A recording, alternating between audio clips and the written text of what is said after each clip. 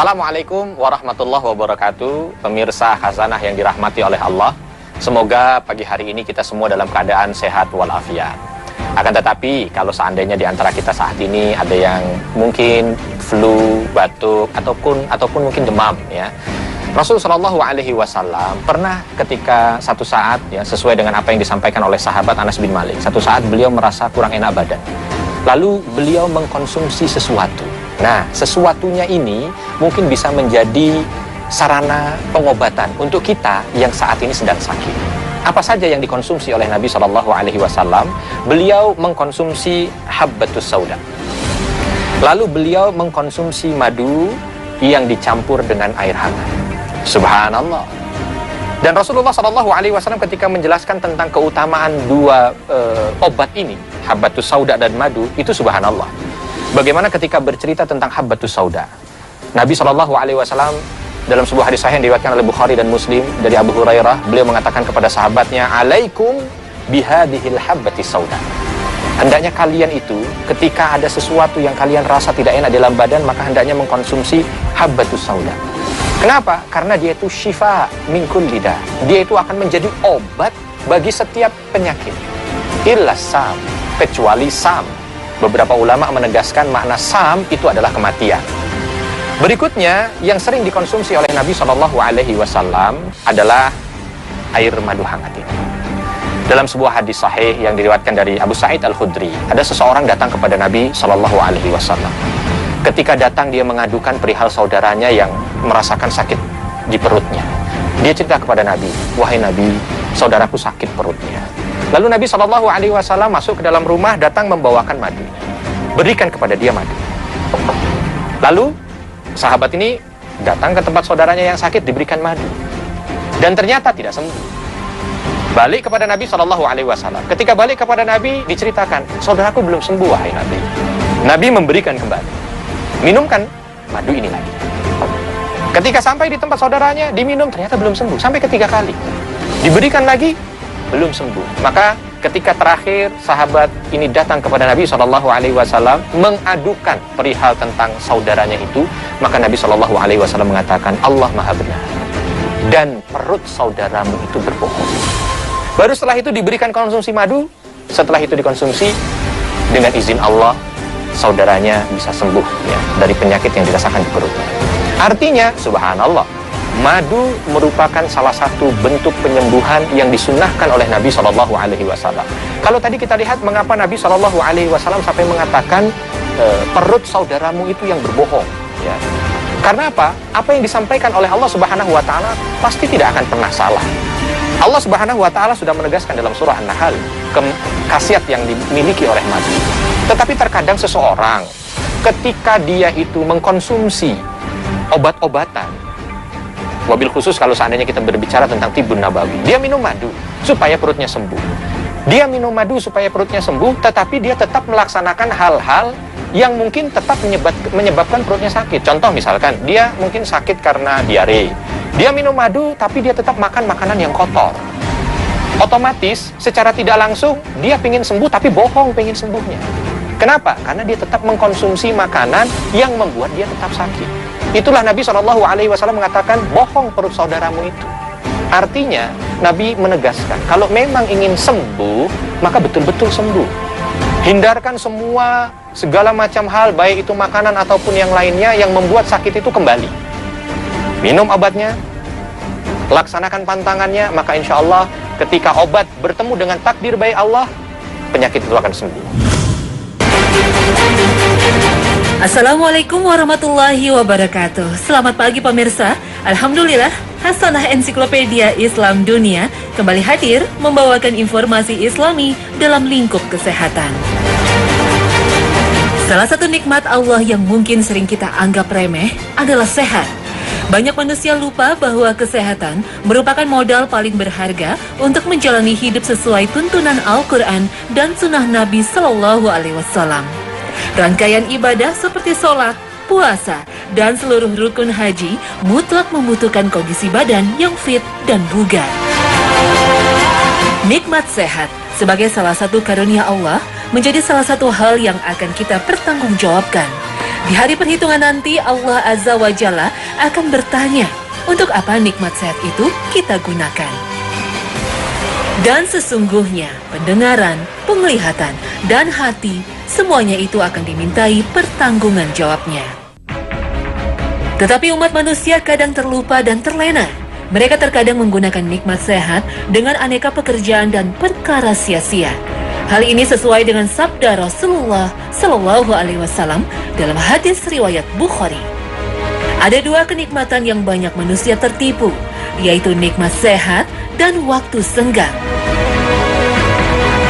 Pemirsa, jika sehat adalah sebuah nikmat, bukan berarti sakit merupakan azab dari Allah. Rasulullah Shallallahu Alaihi Wasallam bersabda, "Sungguh menakjubkan menjadi seorang mukmin. Semua perkara yang menimpanya adalah kebaikan baginya. Dan tidaklah hal ini terjadi kecuali hanya pada diri seorang mukmin. Jika dia tertimpa kebahagiaan, dia bersyukur. Maka hal ini baik baginya. Dan jika tertimpa musibah, dia bersabar. Maka itu juga baik baginya." Bentuk musibah salah satunya adalah deraan rasa sakit. Dan masih dalam hadis riwayat Imam Muslim, Rasulullah SAW bersabda, "Tidaklah menimpa seorang mukmin rasa sakit yang terus-menerus, kepayahan, penyakit, dan juga kesedihan, bahkan sampai kesusahan yang menyusahkannya, melainkan akan dihapuskan dengannya dosa-dosanya." Pemirsa, seorang mukmin sejatinya tidak pernah akan berburuk sangka kepada Allah, karena sakitnya seorang mukmin adalah penggugur dosa. Susah dan payahnya seorang mukmin adalah penghapus dosa. Apapun yang menimpa umat manusia di dunia, hanya orang mukmin yang mempunyai nilai di hadapan Allah Jalla Jalaluh. Hanya mukmin yang amalnya tidak akan tertolak. Sakit boleh sama berat, musibah boleh sama parahnya, tapi hanya bagi kaum muslimin Allah jadikan itu bernilai. Sesungguhnya Allah Ta'ala jika mencintai suatu kaum, maka dia akan memberi mereka cobaan. Hadis riwayat Tirmizi. Bersabar atas penyakit bukan berarti menyerah dan pasrah dengan berharap segera mendapatkan kematian. Karena Rasulullah SAW melarang perilaku ini. Ketika itu sahabat Abbas bin Abdul Muthalib radhiyallahu anhu yang juga paman Nabi berharap agar segera mendapatkan kematian. Maka Nabi SAW berkata, "Wahai pamanku, janganlah engkau mengharap kematian. Karena sesungguhnya jika engkau adalah orang yang memiliki banyak kebaikan dan waktu kematianmu diakhirkan, maka kebaikanmu akan bertambah. Dan itu lebih baik bagimu. Begitu juga sebaliknya, jika engkau orang yang banyak keburukannya dan waktu kematianmu diakhirkan, maka engkau bisa bertaubat darinya. Maka ini juga baik bagimu. Maka janganlah sekali-kali engkau mengharapkan kematian."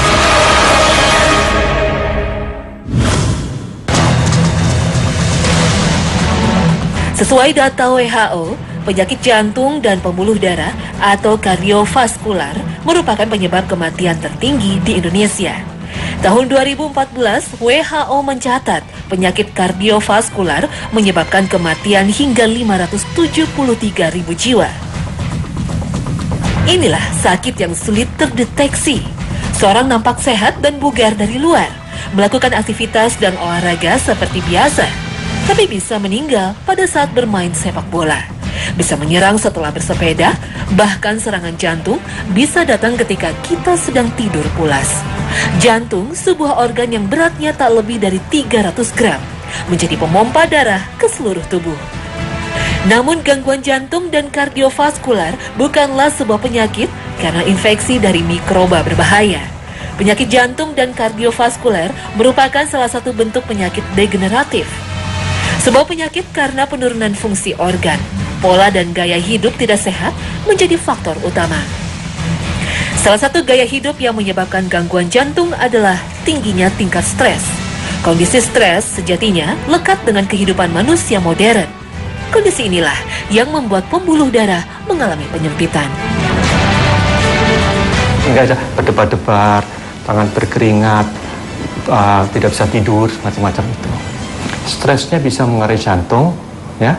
Jadi Contoh ya, kita sering keluar rumah aja sudah macet, stres di jalan. Di pekerjaan stres lagi, pulang lagi stres banyak, sehingga menyebabkan pembuluh darah bisa mengkeret atau spasme istilahnya. Salah satu kunci menekan tingkat stres sekaligus meningkatkan kondisi kesehatan jantung adalah puasa. Salah satu manfaat berpuasa adalah meningkatkan produksi sebuah hormon yang bernama epinefrin dan thyroid stimulating hormone atau TSH. Kedua hormon tersebut bisa menurunkan kondisi stres sekaligus meningkatkan kebugaran tubuh. Kondisi manusia yang berpuasa secara rohani membuat mereka menemukan konsep ikhlas. Manfaat ikhlas bagi kesehatan tubuh ternyata mendapatkan pembenaran dari kardiolog. Pengobatan gangguan jantung dan kardiovaskuler membutuhkan perawatan intensif dengan dukungan fasilitas kesehatan yang mahal. Salah satu faktor yang menambah beratnya pengobatan penyakit jantung adalah biaya untuk membeli obat-obatan. Bahkan seringkali proses penyembuhan penyakit jantung memerlukan operasi besar yang membutuhkan peralatan canggih. Salah satu bentuk gaya hidup sehat adalah konsumsi suplemen atau bahan makanan tambahan. Banyak sekali produk hasil produksi industri farmasi yang bertujuan untuk meningkatkan kondisi tubuh agar tak rentan mengalami gangguan jantung. Namun, salah satu bahan makanan suplemen yang bisa dikonsumsi adalah habatus sauda atau jintan hitam. Bahkan konsumsi habatus sauda menjadi salah satu bagian dari sunnah Nabi Muhammad SAW. Suatu ketika Rasulullah SAW berbicara kepada Ummul Mukminin Aisyah radhiyallahu anha. Beliau bersabda, "Sungguh dalam habatus saudah itu terdapat penyembuh segala penyakit, kecuali asam." Lalu ibunda Aisyah bertanya kepada Nabi SAW, "Apakah asam itu?" Nabi menjawab, "Itu adalah kematian." Penjelasan ilmiah dari sabda Nabi Muhammad SAW ini akhirnya menemukan sebuah titik terang. Sebuah jurnal kesehatan Asia Pasifik menemukan fakta ilmiah mengenai manfaat habatus saudah bagi kesehatan jantung. Dalam jurnal tersebut, habatus saudah mendapatkan julukan sebagai tanaman ajaib karena konsumsi habatus saudah secara rutin mampu melindungi kesehatan jantung.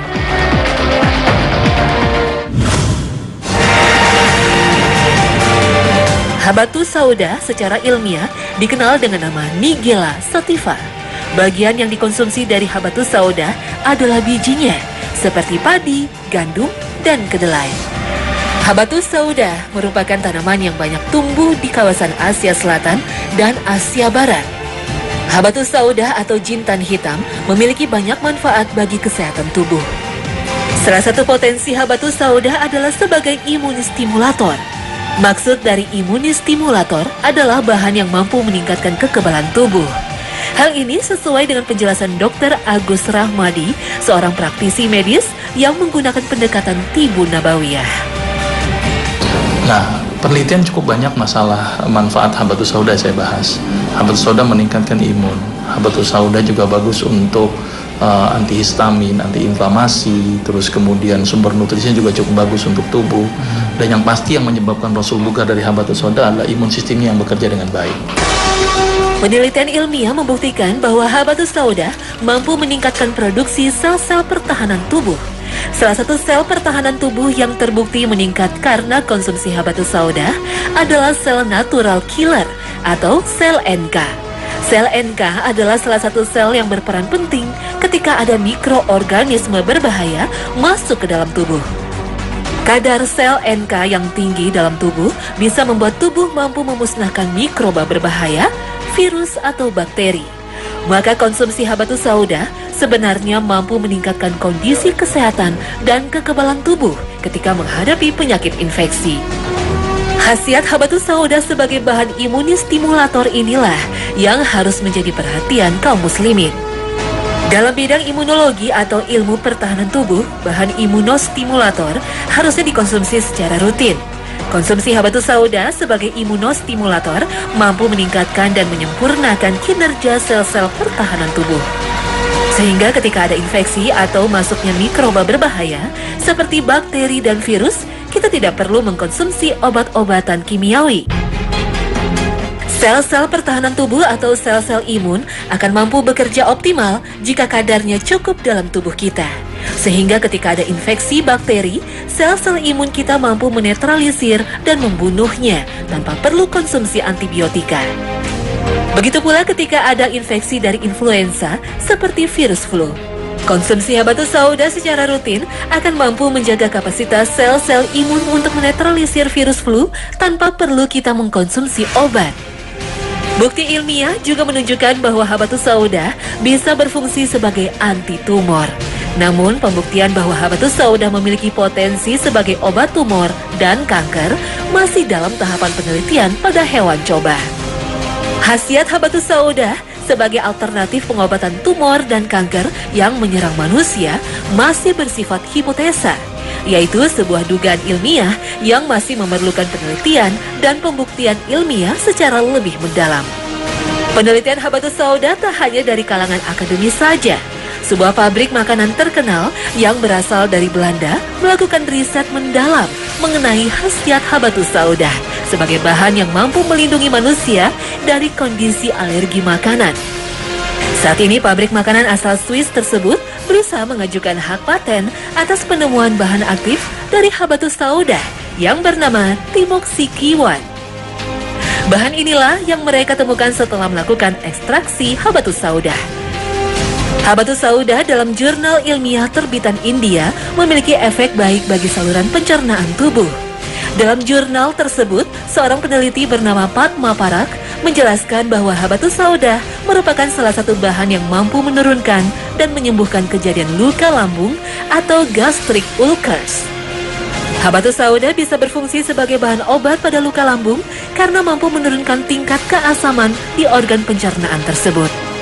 Masih dalam jurnal yang sama, Padma Parak juga menjelaskan fakta mengenai khasiat habatus sauda pada sistem pernafasan. Data ilmiah menunjukkan habatus sauda mampu menyembuhkan saluran pernafasan yang mengalami iritasi. Penyebab iritasi saluran pernafasan sesuai dengan penelitian tersebut adalah terhirupnya gas-gas beracun seperti diklorometan.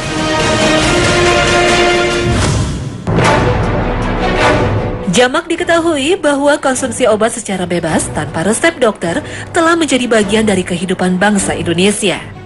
Padahal perilaku ini tidak tepat. Konsumsi obat bebas yang dijual tanpa resep dokter seharusnya dihindari, karena setiap obat memiliki efek samping bagi kesehatan. Di satu sisi, obat mampu menyembuhkan penyakit, namun di sisi lain, ada organ-organ yang terpengaruh kinerjanya karena konsumsi obat. Efek buruk dari konsumsi obat tanpa resep dokter, contohnya adalah konsumsi antibiotika. Masyarakat Indonesia seringkali membeli dan mengkonsumsi antibiotika di warung atau toko, bukannya apotek. Dan sayangnya penjualan antibiotika tersebut bisa terjadi tanpa adanya resep dari dokter. Padahal antibiotika adalah sebuah bahan yang bekerja secara spesifik untuk membunuh bakteri tertentu. Dan hanya dokter yang mengetahui jenis bakteri yang menyerang atau menginfeksi. Tingginya konsumsi antibiotika tanpa resep dokter menimbulkan resistensi obat. Dan kejadian resistensi obat ini paling sering terjadi pada pasien yang sering mengkonsumsi antibiotika secara bebas tanpa pemeriksaan dokter. Selain itu, proses pengobatan dengan obat-obatan kimiawi sering menyebabkan gangguan kesehatan dua organ, yaitu hati dan ginjal. Kedua organ ini adalah yang paling bekerja keras ketika kita mengkonsumsi obat. Hati bekerja sebagai organ yang melaksanakan detoksifikasi, yaitu sebuah proses di mana tubuh mengeluarkan racun dan bahan berbahaya bagi tubuh. Konsumsi obat sejatinya memasukkan benda asing yang sifatnya kimiawi terhadap tubuh kita. Oleh karenanya, ketika mengkonsumsi obat-obatan tertentu, membuat hati bekerja keras untuk mengobatinya. Seringkali proses pengobatan penyakit yang berlangsung lama menyebabkan penurunan kinerja hati. Begitu pula dengan ginjal. Organ ini bisa diibaratkan sebagai sebuah saringan yang akan membersihkan darah dari bahan-bahan berbahaya untuk kemudian keluar melalui air seni atau urin.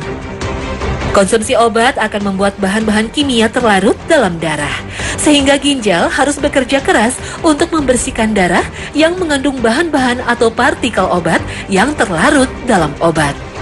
Proses inilah yang menyebabkan ginjal harus bekerja keras. Kebiasaan mengkonsumsi obat tanpa pemeriksaan dokter adalah kebiasaan buruk yang akan menimbulkan gangguan kesehatan di masa depan. Maka untuk menjaga kebugaran dan kesehatan tubuh, kita perlu mengkonsumsi bahan-bahan peningkat kondisi imunitas tubuh. Dan fakta-fakta ilmiah menjelaskan bahwa habatus sauda bermanfaat untuk meningkatkan kondisi imunitas. Konsumsi habatus sauda adalah sebuah suplemen makanan yang berfungsi meningkatkan produksi sel-sel imun tubuh, sehingga tubuh lebih tahan terhadap serangan penyakit. Habatus sauda sampai saat ini tidak bersifat sebagai sebuah substitusi bagi obat-obatan. Bagaimanapun juga, obat-obatan masih diperlukan untuk mengatasi penyakit-penyakit tertentu. Namun habatus sauda bisa bersifat sebagai sebuah tindakan suportif, karena konsumsi habatus sauda bisa meningkatkan kekebalan tubuh.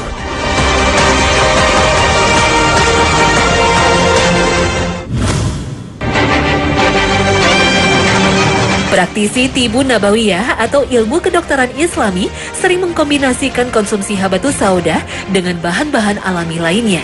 Salah satu bahan yang paling sering menjadi rekomendasi praktisi Tibun Nabawi kepada para pasiennya adalah madu. Habatus sauda dan madu adalah dua jenis bahan terbaik yang dianjurkan dalam Islam. Madu hasil produksi oleh lebah ini memiliki kandungan nutrisi yang baik bagi tubuh kita. Bahkan ini telah terjamin kebenarannya sesuai dengan surah An-Nahl ayat ke-69. Dari perut lebah itu keluar minuman madu yang bermacam-macam warnanya. Di dalamnya terdapat obat yang menyembuhkan bagi manusia. Sesungguhnya pada yang demikian itu benar-benar terdapat tanda kebesaran Tuhan bagi orang-orang yang memikirkan. Jamak kita manfaatkan madu sebagai bahan kuliner kreatif seperti ditambahkan dalam teh dan roti. Juga diolah menjadi saus barbecue dan mustard. Dan tahukah bahwa madu sudah dimanfaatkan umat manusia sejak 8.000 tahun yang lalu? Kini pemanfaatan madu sudah di berbagai bidang, termasuk kedokteran. Bidang kedokteran juga memanfaatkan madu sebagai pengganti salep antibiotika. Pada penderita diabetes yang mengalami luka pada kulit, penggunaan salep antibiotika seringkali dihindari. Nah, sebagai gantinya adalah madu. Dan dalam penelitian, ternyata madu sangat efektif untuk membunuh bakteri-bakteri berbahaya. Sebuah penelitian di New Zealand menunjukkan bahwa madu efektif untuk menyembuhkan luka bakar. Oleh karenanya, madu memiliki potensi besar untuk dimanfaatkan sebagai bahan antiseptik yang dapat digunakan untuk mencegah infeksi bakteri dan virus pada kulit yang terluka karena kecelakaan, kebakaran, bahkan luka setelah operasi. Kandungan air dalam madu hanya sebesar 17% saja. Selain itu, madu juga memiliki kadar keasaman 3 hingga 4%, sehingga digolongkan dalam sebuah bahan yang bersifat asam. Rendahnya kadar air dan sifat asam madu membuat bahan ini tidak mudah membusuk. Karena bakteri yang menyebabkan proses pembusukan akan sulit hidup di tempat dengan kondisi air yang rendah dan dalam keadaan asam yang cukup tinggi. Nah pemirsa, inilah paparan Hasanah mengenai efek habatus sauda dan sedikit tentang madu bagi kesehatan. Semoga tayangan hari ini menambah wawasan dalam bidang kesehatan yang syar'i. Insya Allah. Akan membahas tentang berbagai macam bentuk sujud yang ada di dalam syariat agama ini. Sudah kita ketahui bersama bahwa sujud itu salah satu aktivitas ibadah yang sangat penting, dan karena dia merupakan ibadah, maka aktivitas sujud ini harus sesuai dengan koridor yang sudah ditetapkan dalam syariat. Kalau kita melihat tentang sujud di dalam agama ini, maka kita akan dapati ada 4 macam sujud yang ada di dalam syariat kita. Yang pertama adalah sujud kita di dalam sholat, ya. Sujud kita di dalam sholat. Dan ini yang termasuk bahagian yang harus sering kita perbanyak. Karena ketika ada salah seorang sahabat datang kepada Rasul Shallallahu Alaihi Wasallam dan Rasul mengatakan kepada beliau dengan sabdanya, "Wahai sahabatku, mintalah sesuatu." Maka sahabat ini menjawab, "Wahai Rasul, aku meminta agar menjadi temanmu di surga." Subhanallah, permintaan yang luar biasa. Lalu Rasul Shallallahu Alaihi Wasallam menjawab, "Ada lagi yang lain selain itu?" Maka sahabat ini menjawab, "Tidak ada lagi yang lain, Rasul. Cukup menemanimu di surga saja." Maka Rasul Shallallahu Alaihi Wasallam melanjutkan, fa'ainni ala nafsika bikathratis sujud. Hendaknya kamu bantu saya agar bisa terrealisasi keinginanmu itu dengan cara memperbanyak sujud.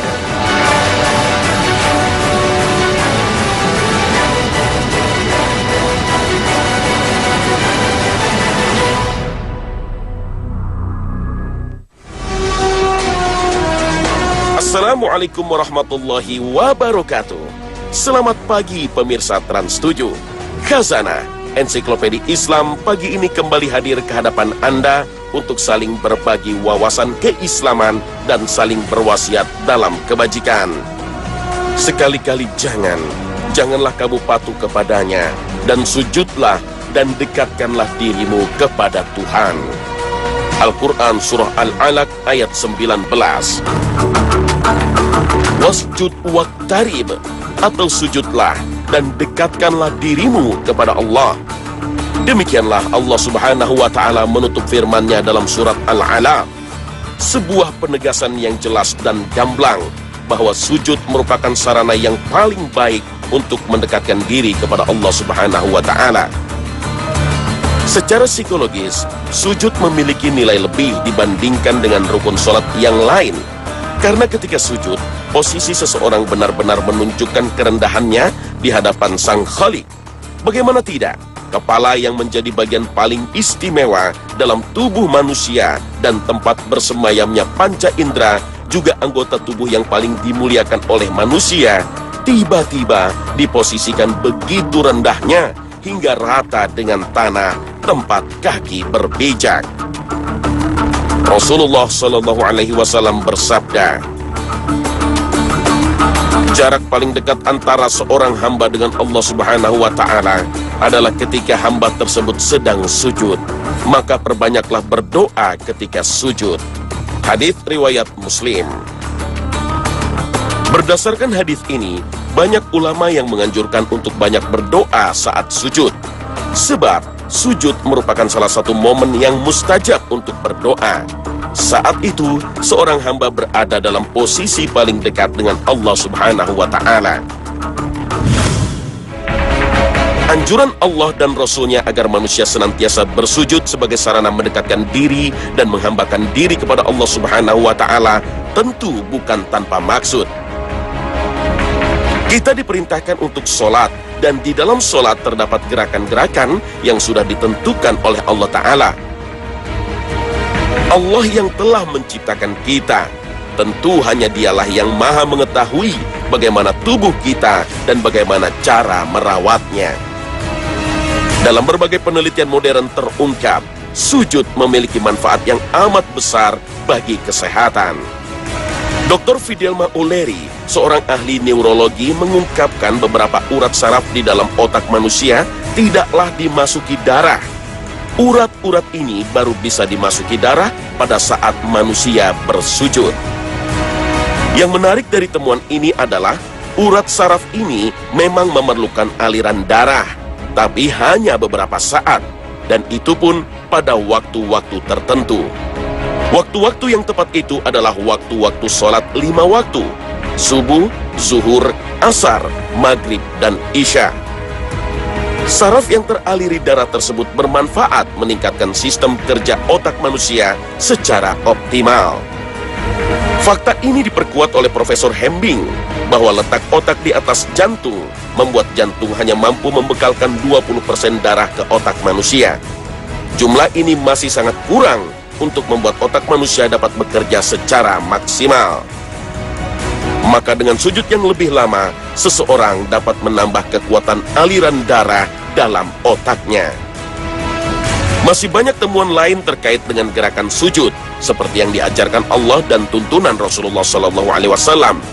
Di antaranya adalah melegakan sistem pernafasan dan mengembalikan kedudukan organ ke tempat asalnya. Sedangkan bernafas ketika sujud akan dapat membetulkan buah pinggang yang keluar sedikit dari tempat asalnya, membetulkan pundi peranakan yang jatuh, melegakan sakit hernia, mengurangi sakit ketika haid, dan melegakan bagian paru-paru dari ketegangan. Bahkan memberi dorongan untuk mudah tidur Dan masih banyak manfaat lain dari gerakan sujud yang diungkap ilmuwan modern. Manfaat itu akan terus bertambah seiring dengan kemajuan dunia medis dan penelitian para ahli yang terus berlanjut hingga kini.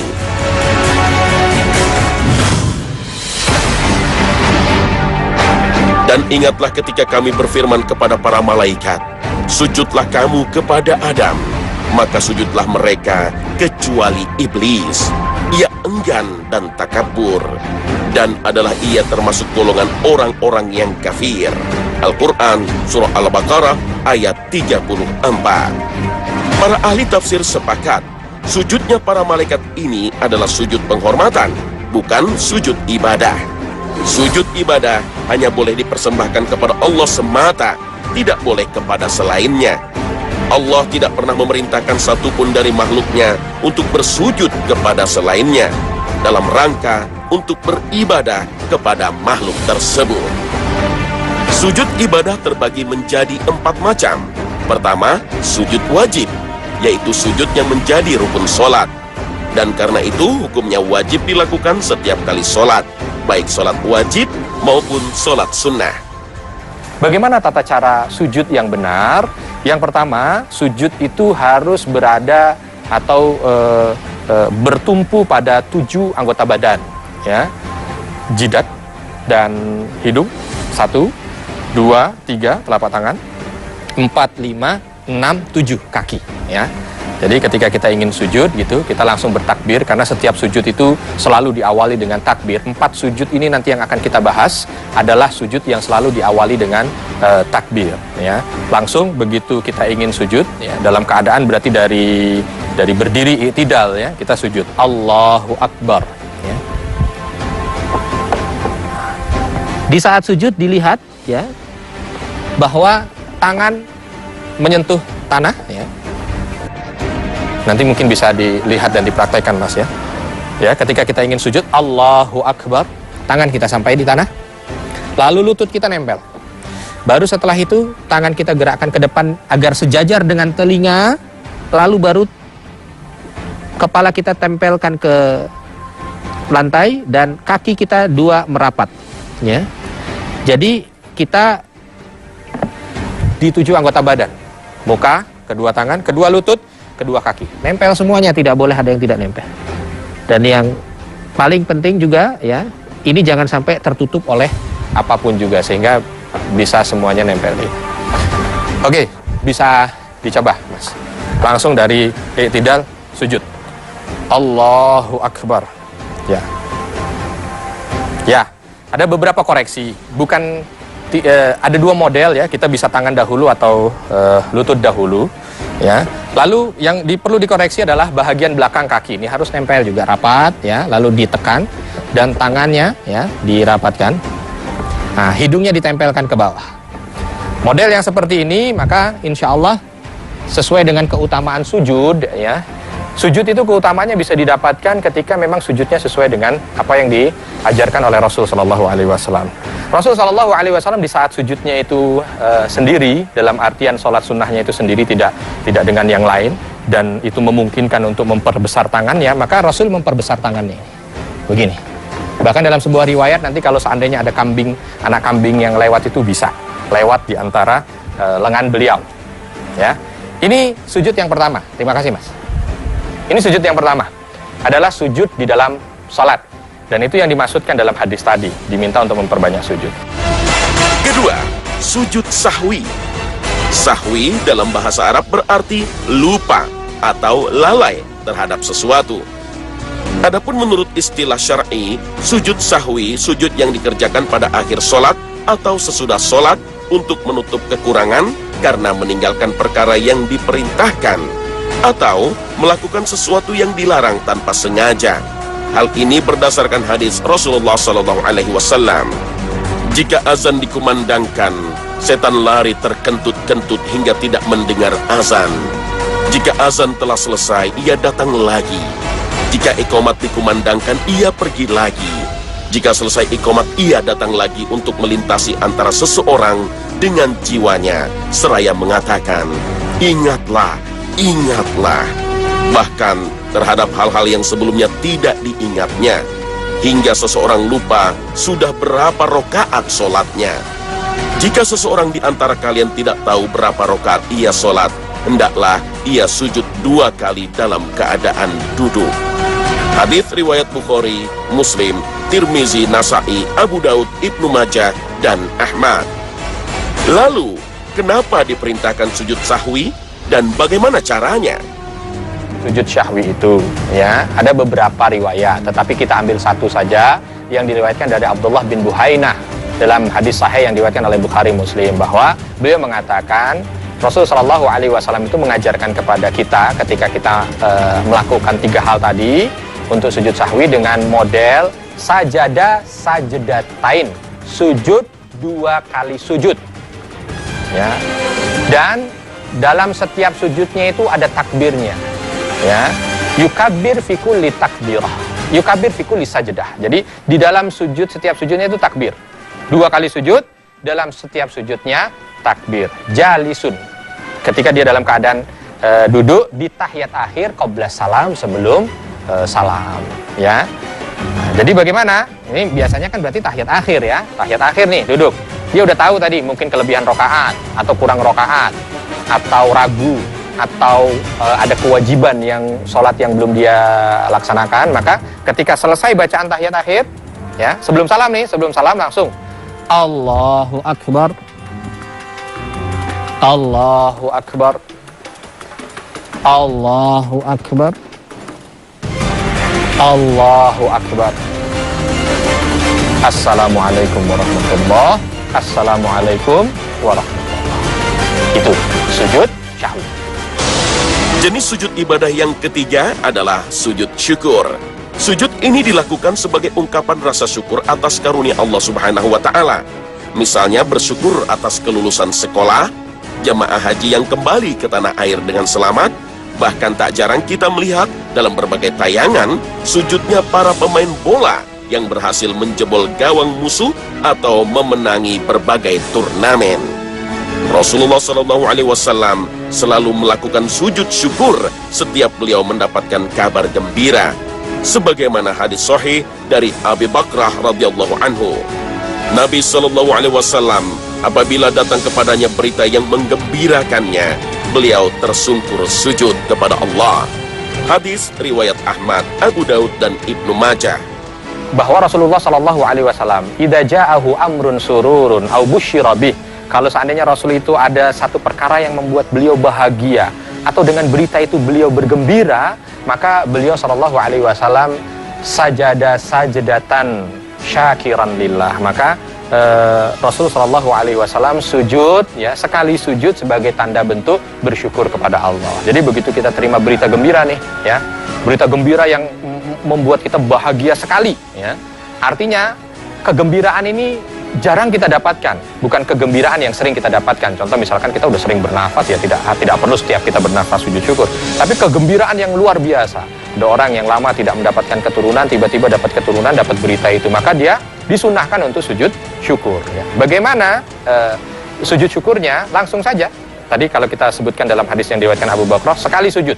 Jadi begitu dia dengar berita langsung Allahu Akbar, sujud. Posisi sujudnya sama dengan sujud dia ketika sujud sholat. Baru setelah itu berdiri lagi Allahu Akbar. Nah, coba praktek mas, dapat kabar gembira bisa berangkat haji ya, Allahu Akbar. Oke ya, sudah, jangan terlalu lama, bangun. Nah oke ya, bacaannya apa gitu. Yang pertama nih, sujudnya udah benar, tapi tolong dong ekspresinya juga ekspresi gembira, karena kita kan ingin sujud sama Allah. Jangan begitu sujud syukur kita kok sambil cemberut, kayaknya tidak bersyukur gitu ya. Jadi kita bahagia Allahu Akbar gitu ya, karena namanya sujud syukur. Nah, bagaimana bacaannya? Kalau kita lihat dari beberapa riwayat, memang bacaan sujud syukur ini sama dengan bacaan sujud ketika kita sholat ya. Jadi subhana rabbiyal a'la, subhana rabbiyal a'la ya, bacaannya sama, bacaan tasbih ketika kita sujud dalam sholat. Mungkin ada juga yang bertanya, bagaimana kalau saya dalam kendaraan nih, lagi dalam kendaraan tiba-tiba saya dapat berita baik, kan nggak mungkin saya sujud. Nah, ketika kita tidak memungkinkan untuk sujud, maka jangan lupa tetap di dalam hati kita tetap mengucapkan alhamdulillah sebagai bentuk syukur kita kepada Allah. Dan yang perlu diperhatikan juga, kalau ada pertanyaan kira-kira sujud syukur ini harus dalam keadaan wudhu atau tidak, ya, sebaiknya dalam keadaan wudhu, ya. Lalu sebaiknya menghadap kiblat. Dalam keadaan wudhu, menghadap kiblat, baru setelah itu dia sujud seperti sujud dia sholat. Jenis sujud yang terakhir ialah sujud tilawah, yaitu sujud yang disunahkan dilakukan saat kita tengah membaca maupun mendengar ayat-ayat sajdah dalam Al-Quran, yaitu ayat-ayat yang disunahkan bersujud pada saat kita membaca atau mendengarkannya. Kalau kita menemukan ayat-ayat sajdah saat kita membaca Al-Quran, selain berpahala, sujud tilawah dapat membuat musuh sejati kita, setan, menangis.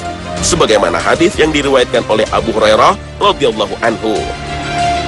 Jika anak Adam membaca ayat sajdah, lalu dia sujud, maka setan akan menjauhinya sambil menangis.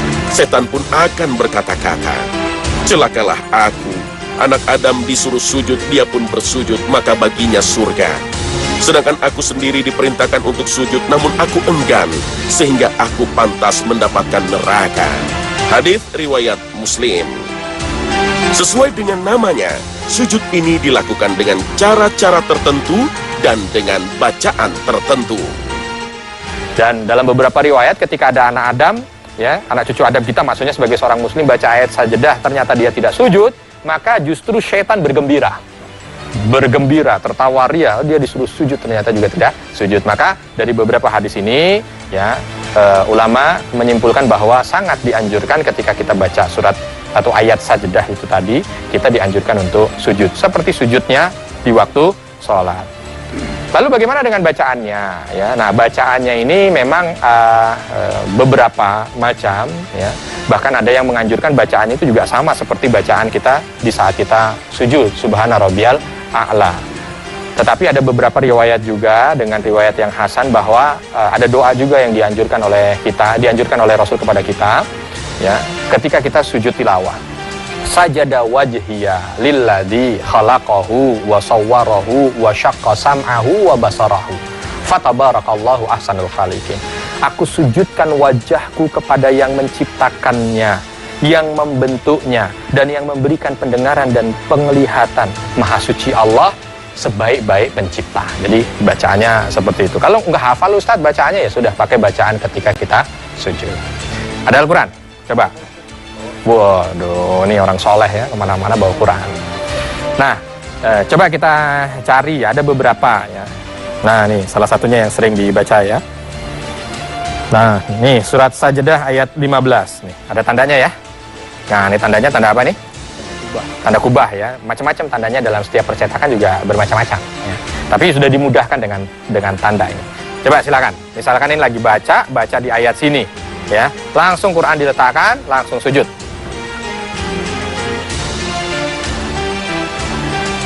Ya, ketika selesai di ayat itu baca, maka letakkan Al-Qur'annya, langsung sujud. Ya, silakan sujud. Ya, Allahu Akbar, tetap diawali dengan takbir ya. Allahu Akbar. Sujud. Ya. Baca tadi, sajada wajhiya lilladzi khalaqahu wa sawwarahu wa syaqqa sam'ahu wa basarahu fatabarakallahu ahsanul khaliqin. Baru naik lagi. Allahu Akbar. Ya. Nah, lanjutkan bacanya. Ya, jangan langsung shadaqallahul azim, jangan lanjutkan bacanya. Nah, itu tadi ketika kita sujud tilawah dalam keadaan mungkin dari berdiri, baik itu di dalam sholat ataupun mungkin ketika kita baca Qur'annya sambil berdiri ya. Lalu bagaimana kalau dalam posisi duduk ya? Ini tentunya ketika kita baca Qur'an ya. Kita baca Qur'an dalam posisi duduk atau kita mendengarkan orang yang membaca ayat sajdah dalam posisi duduk juga. Bagaimana bentuk sujudnya? Diambil Qur'annya, coba. Kita dalam posisi duduk nih ya. Baca Qur'an. Baca ayat sajdah, silakan dibaca. Ya. Begitu baca surat sajdah, selesai di bacaan itu, maka langsung Qur'annya ditutup, diletakkan di tempat yang baik, ya. Nggak usah jauh-jauh, di sini aja. Ya, yang penting, tetap terjaga aman ya. Baru setelah itu sujud. Sujud. Nah, sujudnya biasa saja, sujud langsung. Ya, Begitu sujud, saya juga ikut sujud karena saya mendengarkan. Ya, saya sujud. Sajada wajhiya lilladzi khalaqahu wa sawwarahu wa syaqqa sam'ahu wa basarahu fatabarakallahu ahsanul khaliqin. Allahu akbar. Ya, itu yang dinamakan dengan sujud tilawah. Sekali lagi, jangan meremehkan. Kalau seandainya kita sudah mendengar ayat sajadah atau baca ayat sajadah, jangan tidak sujud. Karena ketika kita tidak sujud, maka setan tertawa. Tapi kalau kita mampu sujud, maka setan akan menangis dengan ibadah yang kita lakukan. Alhamdulillah, 4 sujud ini sudah kita pelajari dan mudah-mudahan kita diberikan kekuatan oleh Allah untuk selalu melaksanakan aktivitas 4 sujud ini sesuai dengan tempatnya. Sholat sujud kita harus benar. Lalu ketika kita mendapatkan kebahagiaan, kita bersujud kepada Allah. Lalu di saat kita membaca surat-surat sajadah, kita juga berarti sujud tilawah. Kalau ternyata, dan ini harus diminimalisir yang terakhir ini, ada sesuatu yang lupa, kelebihan, kurang jumlah rakaat dalam sholat, juga jangan langsung salam, tapi kita sujud syahwi. Bahkan ada salah satu hadis sahih yang diriwayatkan dari Thauban radhiyallahu an, bahwa ketika beliau menghadap Rasul sallallahu alaihi wasallam, Rasul memberikan satu pelajaran penting. Alaika bikasratis sujudi lillah. Wahai Thauban, hendaknya kamu memperbanyak sujud kepada Allah. Kenapa? Karena tidaklah seorang hamba sujud kepada Allah dengan 1 sujud saja, kecuali sujud itu bisa mengangkat derajatnya di hadapan Allah dan bisa menghapus dosa-dosanya. Subhanallah. Alangkah bahagianya seorang hamba yang selalu dihiasi dengan sujud kepada Allah.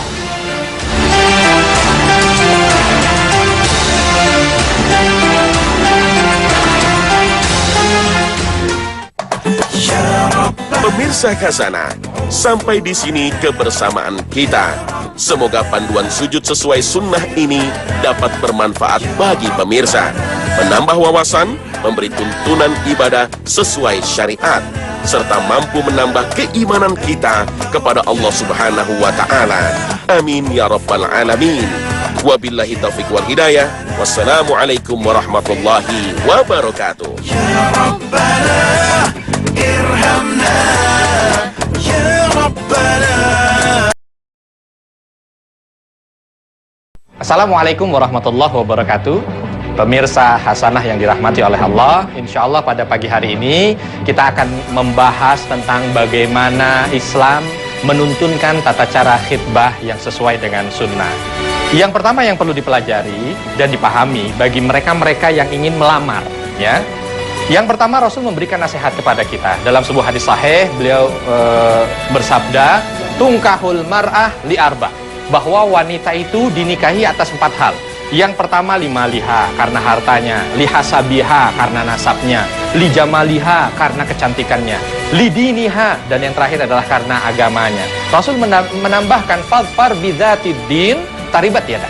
Cukupkan dengan agama, maka insya Allah itu akan membuatmu jauh lebih beruntung. Jadi, satu yang perlu sekali untuk ditekankan ketika ingin melamar, pastikan orang yang akan kita lamar itu agamanya baik.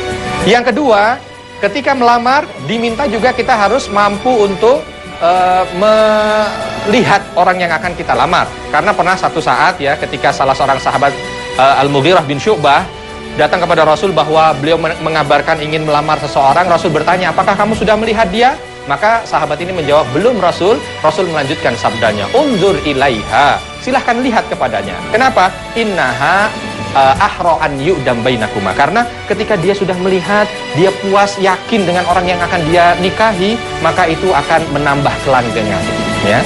Yang ketiga, diminta juga Rasul SAW ini bagi walinya, ya. Rasul menyatakan, idza ja'akum man tardawna dinahu, kalau ada orang datang kepada kalian melamar orang-orang yang ada di bawah perwalian kalian, kamu ridho agamanya, kamu ridho akhlaknya, terima, jangan dipersulit. Karena apa? Ketika tidak diterima atau dipersulit, maka Rasul mengatakan akan datang kehancuran setelah itu. Semoga bisa dipraktekkan.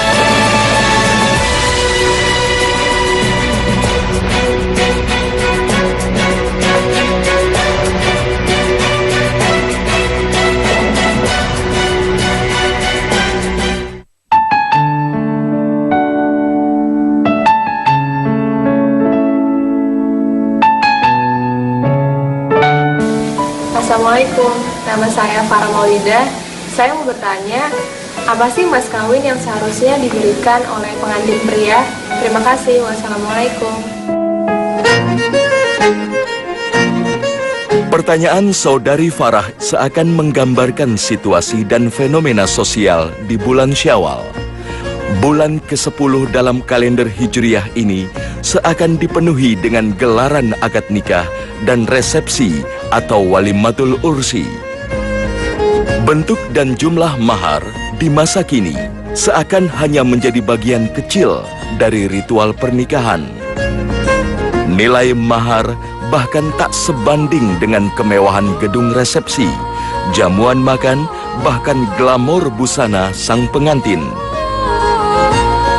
Maka ketika seorang wanita muslimah bertanya kepada redaksi Kasana, apakah mahar terbaik yang diberikan oleh seorang pengantin pria?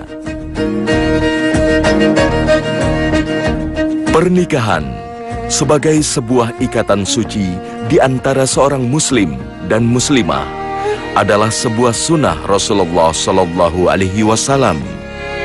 Rasulullah Sallallahu Alaihi Wasallam bersabda, "Wahai generasi muda, barang siapa di antara kamu telah mampu berkeluarga, hendaknya ia kawin, karena ia dapat menundukkan pandangan dan memelihara kemaluan. Barang siapa belum mampu, hendaknya berpuasa, sebab ia dapat mengendalikanmu."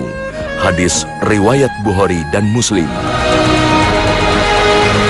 Dalam Islam, ada beberapa rukun yang harus dipenuhi sehingga sebuah proses ijab kabul menjadi sah dan kedua pengantin berhak menyandang status sebagai pasangan suami istri.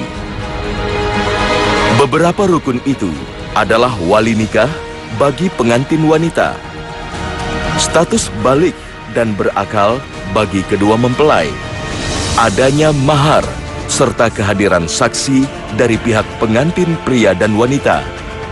Ketika rukun ini terpenuhi, maka proses ijab kabul bisa diselenggarakan. Salah satu hal yang wajib diucapkan oleh pengantin pria dalam akad ijab kabul adalah mahar yang ia berikan kepada calon istrinya.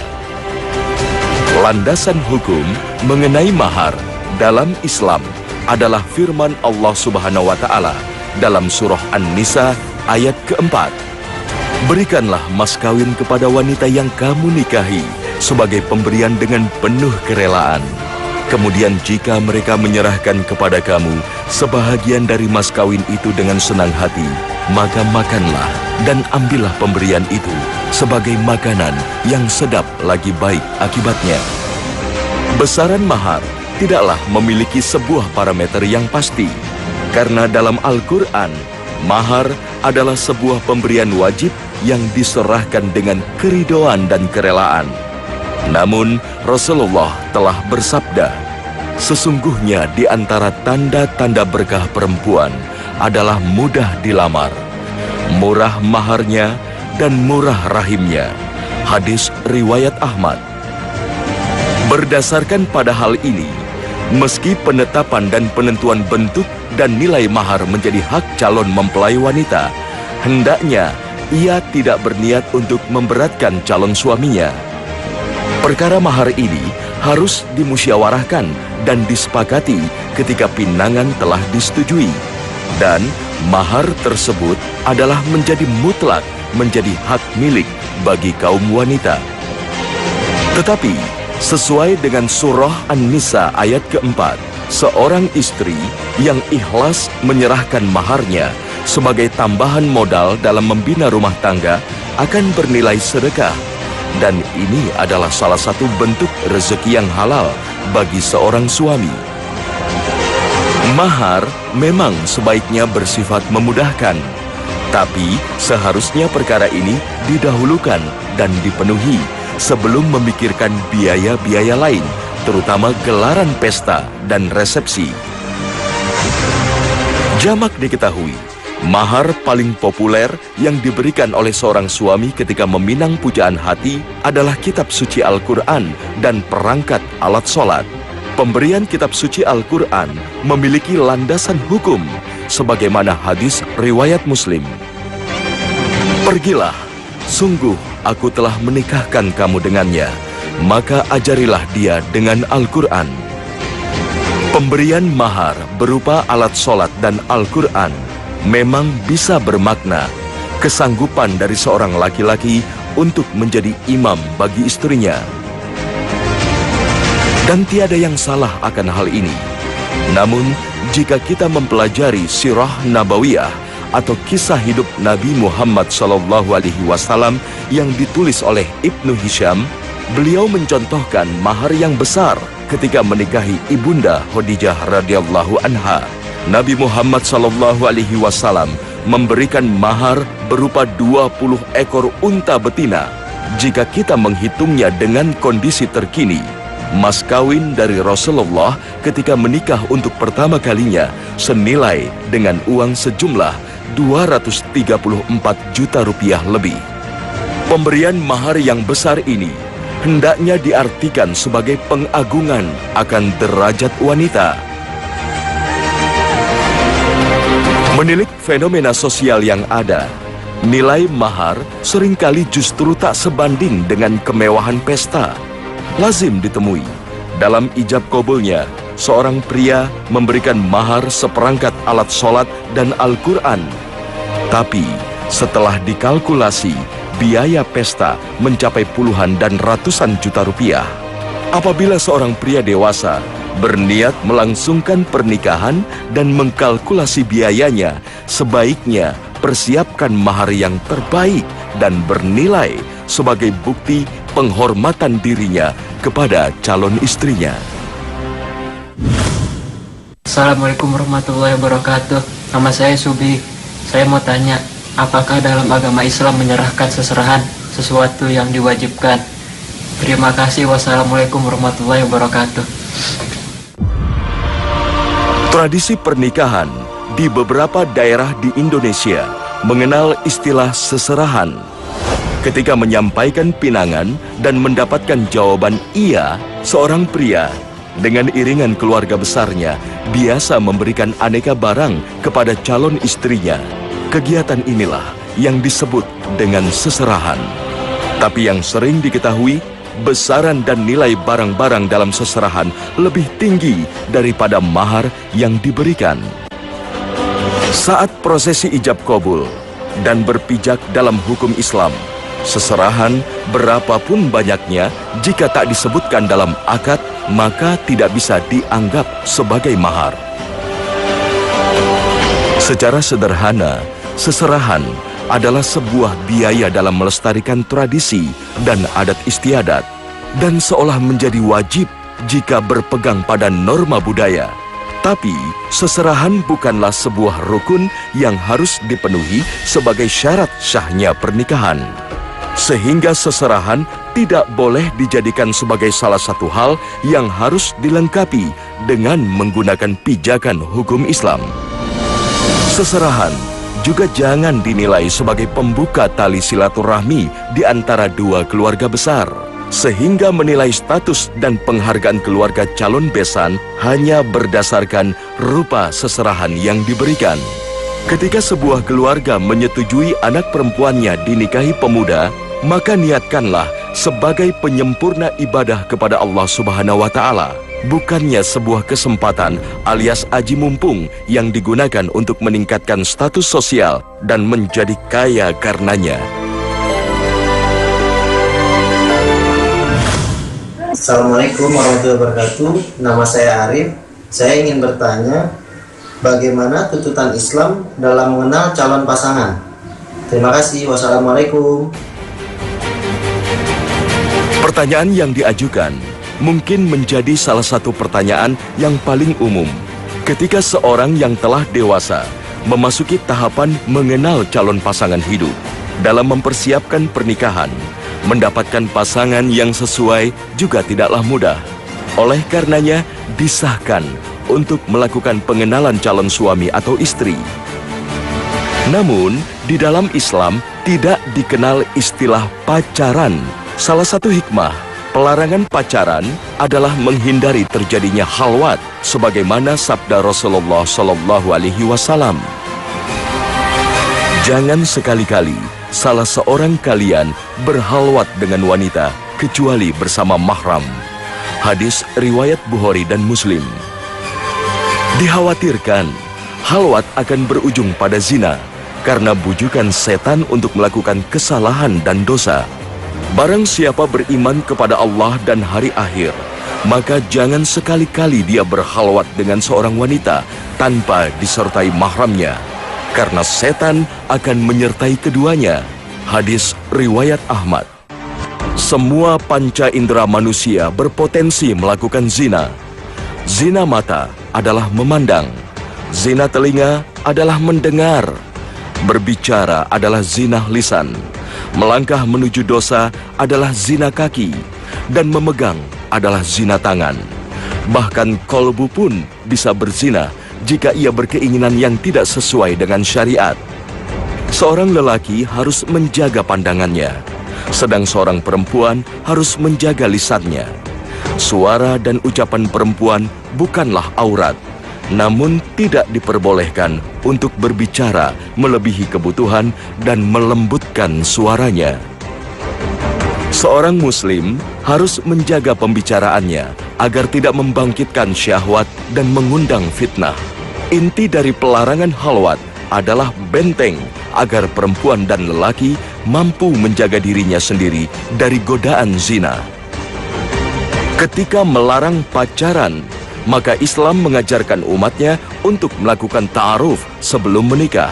Dan dalam Islam, ada batasan dan aturan yang jelas. Ta'aruf adalah usaha untuk mengenal pasangan sebelum menikah dengan bantuan pihak ketiga, seperti kerabat calon pasangan atau orang yang mengenal calon pasangan tersebut. Informasi yang dikumpulkan berupa nama, asal, keturunan, keluarga, akhlak, dan agama calon pasangan. Proses pengenalan selanjutnya adalah nazar atau melihat calon pasangan. Seorang lelaki diperbolehkan untuk melihat perempuan yang akan dinikahinya dengan syarat adanya pihak ketiga. Hal ini sesuai dengan apa yang diajarkan Rasul dalam hadis riwayat An-Nasai. Lihatlah wanita tersebut, karena dengan seperti itu akan lebih pantas untuk melanggengkan hubungan di antara kalian berdua kelak.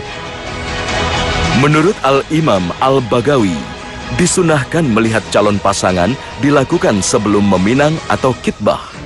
Jika ia tidak menyukai perempuan yang dilihatnya, maka ia tidak akan membatalkan khitbah yang dapat mengecewakan perempuan tersebut. Nazar dapat dilakukan dengan atau tanpa sepengetahuan pihak perempuan. Jika sepengetahuan perempuan, maka harus didampingi oleh wali atau mahramnya.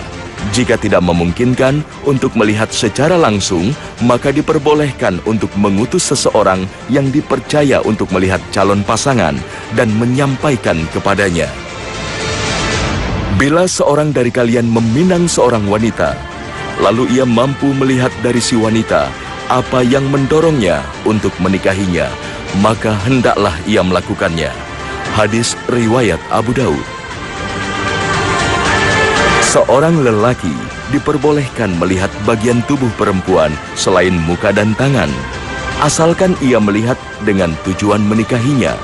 Karena tidak mungkin melihat wajah saja, padahal tampak pula bagian tubuh lainnya pada saat itu, maka diperbolehkan melihat bagian tubuh perempuan sebatas ia memperlihatkan pada mahram-mahramnya. Sedang Imam Malik tidak setuju dengan nazar tanpa sepengetahuan perempuan, karena khawatir pandangan terhadap perempuan tersebut terarah kepada aurat. Assalamualaikum warahmatullahi wabarakatuh. Nama saya Sadrina. Saya ingin bertanya, bagaimana hukumnya jika ada seorang wanita yang mendapatkan 2 lamaran sekaligus? Terima kasih. Wassalamualaikum warahmatullahi wabarakatuh.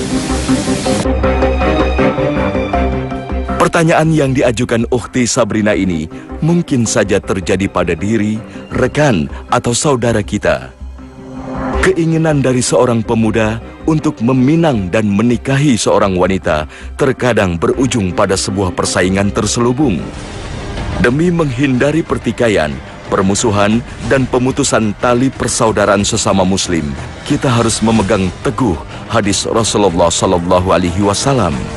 Seorang mukmin adalah saudara bagi mukmin yang lain, maka tidaklah halal baginya menawar barang yang telah dibeli oleh saudaranya, dan tidak halal pula baginya meminang wanita yang telah dipinang oleh saudaranya, hingga saudaranya meninggalkan pinangannya atau membatalkan. Hadis riwayat Muslim. Proses pinangan berada di tangan laki-laki, dan tidaklah halal seorang lelaki meminang seseorang yang sedang dipinang oleh saudaranya, kecuali peminang pertama meninggalkan pinangannya atau mengizinkannya.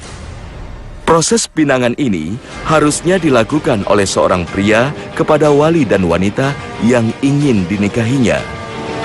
Keberadaan wali dalam proses pinangan adalah pagar bagi calon mempelai wanita dari datangnya pinangan dari pihak kedua, ketiga, dan seterusnya. Disinilah keutamaan untuk menyegerakan proses ibadah, termasuk pernikahan. Ketika seorang pria telah memantaskan diri dan siap menjadi kepala rumah tangga, melakukan pinangan adalah langkah yang harus disegerakan. Boleh saja mempersiapkan diri dengan tujuan untuk menyempurnakan akhlak, sehingga pihak wanita menerima pinangan atas dasar kesolehan. Tapi jangan berlama-lama melakukan persiapan, sehingga terlambat dalam melakukan tindakan. Ketika menerima pinangan, ada baiknya seorang wanita mempertimbangkan betul sebelum mengutarakan jawaban. Sekali ia berkata bersedia, maka terjalinlah sebuah ikatan di antara diri dan pria yang meminangnya. Jika dirasa peminang kurang sesuai dengan kriteria, utamanya kualitas dalam beribadah, lebih baik untuk berkata tidak, karena pinangan adalah jenjang untuk menetapkan dan melaksanakan akad pernikahan. Ketika telah terucap akad ijab kabul, menjadi kewajiban wanita untuk menjaga keutuhan mahligai rumah tangganya. Bagi wanita, dalam pinangan masih menyediakan pilihan untuk mengiyakan atau menyatakan penolakan. Tapi setelah menikah, wanita tidak memiliki opsi untuk mengakhiri rumah tangga dengan alasan tak mampu menemukan kecocokan. Wahai kaum wanita, perhitungkan, pertimbangkan, dan iringilah dengan doa serta istikharah saat mendapatkan pinangan. Jangan sampai kau terjebak dalam siksa dalam bingkai keluarga karena silau dunia dan gemerlap status dari seorang pria saat ia mengutarakan pinangannya.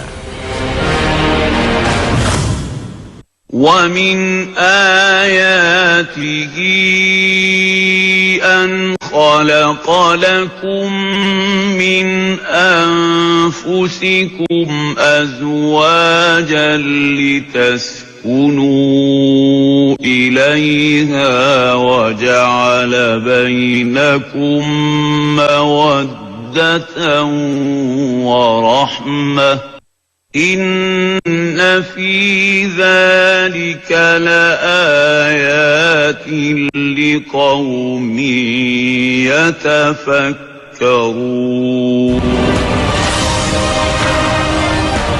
Surah Ar-Rum ayat ke-21 ini adalah salah satu landasan dan dalil nakli dalam mempersiapkan pernikahan. Tapi yang harus dimengerti, surah ini bukan semata pelengkap dari sebuah kartu undangan pernikahan. Saat menuliskan firman Allah Subhanahu wa Ta'ala, sebaiknya kita memahami tafsirnya. Dan di antara ayat-ayat yang menunjukkan kebesaran Allah dan kesempurnaan kuasanya adalah bahwa Dia menciptakan para istri untuk kalian, wahai kaum laki-laki, dari jenis kalian sendiri, agar jiwa kalian menjadi damai dan tenang kepadanya. Dan Dia menjadikan antara suami dengan istri rasa cinta dan kasih sayang. Sesungguhnya dalam penciptaan Allah ini terkandung petunjuk atas kuasa Allah dan keesaannya bagi orang-orang yang mau merenung dan berfikir. Wahai pemuda dan pemudi yang berniat mengakhiri masa lajang, menikah adalah salah satu cara umat manusia untuk meraih petunjuk dan mengerti kuasa Allah Subhanahu wa Ta'ala, Rabb yang Ar-Rahman dan Ar-Rahim, yang Maha Pengasih lagi Maha Penyayang. Tujuan menikah adalah untuk saling mengasihi dan menyayangi di antara dua insan. Cinta yang terjalin di antara suami dan istri yang disahkan dalam prosesi ijab kabul adalah sarana untuk mempersiapkan pernikahan, mulai dari proses perkenalan, pinangan, hingga penentuan besaran dan bentuk mahar. Lakukanlah sesuai dengan yang telah difirmankan Allah dan disabdakan oleh Rasulullah Sallallahu Alaihi Wasallam. Semoga pernikahan kita menjadi sebuah amalan ibadah dan proses mempersiapkannya tidak menjadikan kita hamba-hamba yang melupakan tuntunan dalam agamanya. Nah pemirsa, inilah salah satu upaya untuk menjawab pertanyaan yang diajukan kepada jajaran redaksi Hasanah. Sampai saat ini, kami masih membuka diri kepada Anda untuk menyampaikan pertanyaan yang disampaikan dalam bentuk video amatir dan dikirimkan melalui email hasanah7@gmail.com. Sebagai sebuah tayangan, paparan ini tentu tak akan mampu menjawab segala permasalahan secara tuntas. Semoga penjelasan yang sedikit ini bisa dijadikan bahan perenungan dan menambah wawasan. Sebagai akhir usaha untuk membantu menjawab pertanyaan yang diajukan, kami hanya bisa mengucap doa. Allahumma hdina wahdi bina waj'alna sababan wa sabilan liman ihtada. Ya Allah, berilah petunjuk kepada kami dan bersama kami, dan jadikanlah kami perantara dan jalan bagi orang yang diberi petunjuk. Amin. Allahumma amin.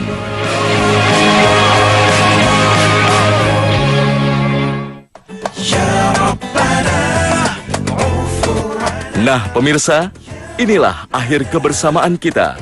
Terima kasih atas kesetiaan Anda menyaksikan Hasanah di Trans 7. Kami mohon maaf jika ada penyampaian narasi atau penayangan gambar yang tidak berkenan. Semoga tayangan ini menjadi salah satu tayangan favorit Anda karena kedalaman informasi Islamnya. Akhir kata, wassalamualaikum warahmatullahi wabarakatuh.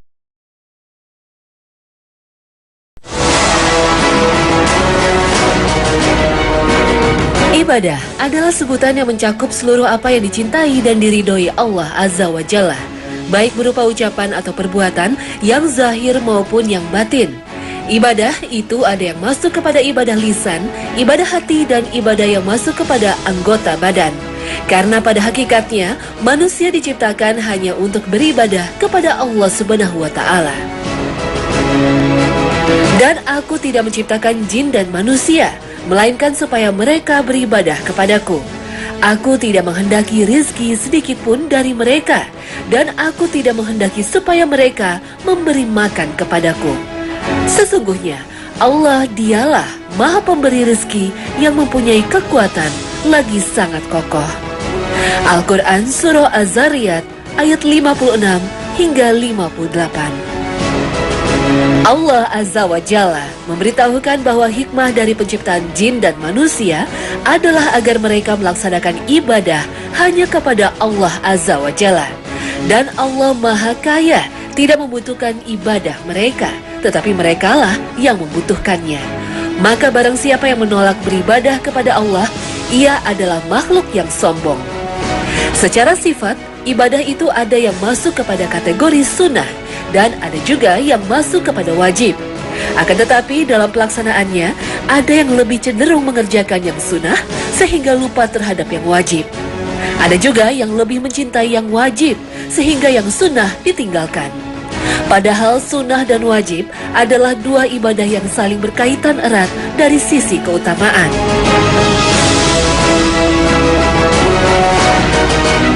Hukum mengerjakan ibadah wajib adalah mutlak dikerjakan. Artinya, setiap muslim harus mengerjakan ibadah itu. Apabila meninggalkan, maka ia akan mendapatkan dosa. Sementara ibadah bersifat sunnah, setiap muslim tidak harus mengerjakan urusan itu dan tidak berdosa bila meninggalkannya.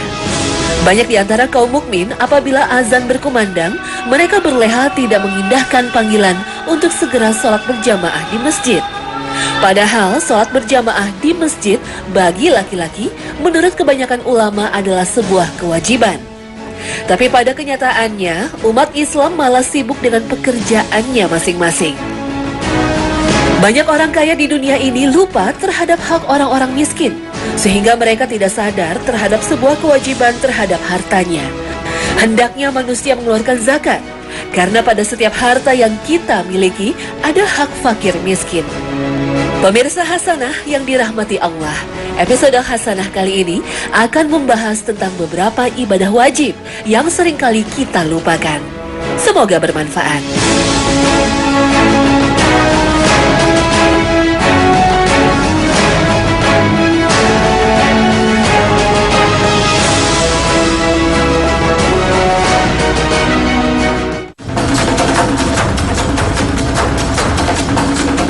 Assalamualaikum warahmatullahi wabarakatuh. Selamat pagi pemirsa Trans 7, Hasanah Ensiklopedia Islam Dunia. Pagi ini kembali hadir ke hadapan Anda untuk berbagi pengetahuan dan saling menasehati dalam kebajikan. Di antara ibadah yang sering dilupakan oleh umat muslim adalah menjawab salam. Ulama juga sepakat bahwa memberi salam hukumnya sunnah, sedangkan menjawab salam hukumnya wajib.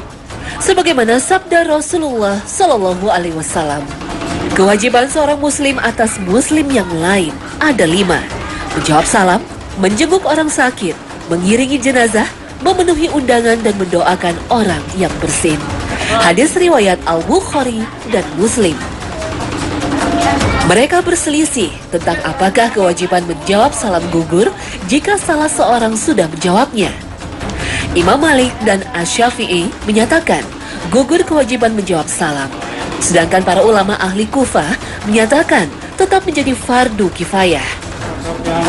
Salam adalah sapaan yang bisa menumbuhkan rasa kasih sayang dan bisa mempererat tali persaudaraan. Sebuah doa untuk kebaikan bagi kita hingga sudah selayaknya kita membalas dengan kebaikan juga. Namun, jika ucapan salam yang berupa doa tidak diucapkan dengan baik dan benar, bahkan diucapkan asal-asalan, tak ada kewajiban bagi kita untuk menjawabnya. Menjawab salam memang wajib dan memberi salam memang sunnah. Namun ada beberapa kondisi di mana seseorang sebaiknya tidak memberi salam. Di antaranya adalah kita tidak boleh mengucapkan salam kepada orang yang sedang membuang hajat, orang yang sedang azan, sedang membaca Al-Quran, dan talbiyah saat ihram.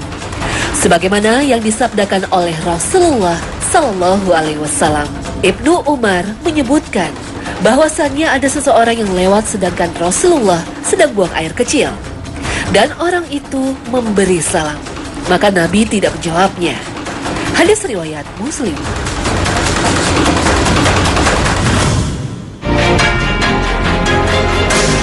Salat 5 waktu bagi umat Islam adalah wajib.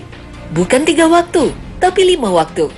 Memang ada beberapa keringanan dalam hal salat, seperti ketika berpergian atau sakit, berupa menggabungkan waktu salat dan menyingkat rakaat. Namun pengecualian ini tidak berlaku selamanya, karena kewajibannya jelas, salat 5 waktu. Salah satu ibadah wajib yang sering dilupakan lainnya adalah sholat berjamaah di masjid bagi laki-laki. Bahwa bagi setiap laki-laki muslim yang tidak memiliki uzur, sholat 5 waktu itu wajib dilakukan secara berjamaah di masjid. Sebagaimana firman Allah Subhanahu wa Ta'ala, "Dan dirikanlah sholat, tunaikanlah zakat, dan rukuklah beserta orang-orang yang ruku." Al-Quran Surah Al-Baqarah ayat 43. Para ulama berbeda pendapat dalam masalah hukum wajibnya sholat berjamaah. Namun mayoritas ulama sepakat bahwa sholat 5 waktu bagi laki-laki wajib dilakukan berjamaah dan di masjid. Dari Abu Hurairah radhiyallahu anhu, ia berkata, telah datang kepada Nabi Shallallahu Alaihi Wasallam seorang lelaki buta. Kemudian ia berkata, "Wahai Rasulullah, aku tidak punya orang yang bisa menuntunku ke masjid." Lalu dia mohon kepada Rasulullah Sallallahu Alaihi Wasallam agar diberi keringanan dan cukup salat di rumahnya. Maka Rasulullah Sallallahu Alaihi Wasallam memberikan keringanan kepadanya. Ketika dia berpaling untuk pulang, beliau memanggilnya, seraya berkata, "Apakah engkau mendengar suara azan panggilan sholat?" Ia menjawab, "Ya." Beliau bersabda, "Maka hendaklah kau penuhi panggilan itu." Hadis riwayat Muslim. Rasulullah Shallallahu Alaihi Wasallam tetap memerintahkan seorang laki-laki yang buta untuk tetap sholat berjamaah di masjid. Sholat berjamaah yang dilakukan di masjid memiliki pahala yang besar daripada sholat sendirian. Sebagaimana sabda Rasulullah, sholat berjamaah 27 kali lebih utama daripada sholat sendirian. Hadis riwayat Bukhari dan Muslim. Orang yang rajin sholat berjamaah di masjid juga dijanjikan akan diangkat beberapa derajat, dibacakan sholawat, dan didoakan oleh para malaikat. Sebagaimana sabda Rasulullah, sholat seseorang dengan berjamaah lebih besar pahalanya sebanyak 25 atau 27 derajat daripada sholat di rumahnya atau di pasar, maksudnya sholat sendirian. Hal itu dikarenakan apabila salah seorang di antara kamu telah berwudu dengan baik, kemudian pergi ke masjid, tidak ada yang menggerakkan untuk itu kecuali karena dia ingin sholat. Maka tidak satu langkah pun yang dilangkahkannya, kecuali dengannya dinaikkan 1 derajat baginya dan dihapuskan 1 kesalahan darinya sampai dia memasuki masjid. Dan apabila dia masuk masjid, maka ia terhitung sholat selama sholat menjadi penyebab baginya untuk tetap berada di dalam masjid itu.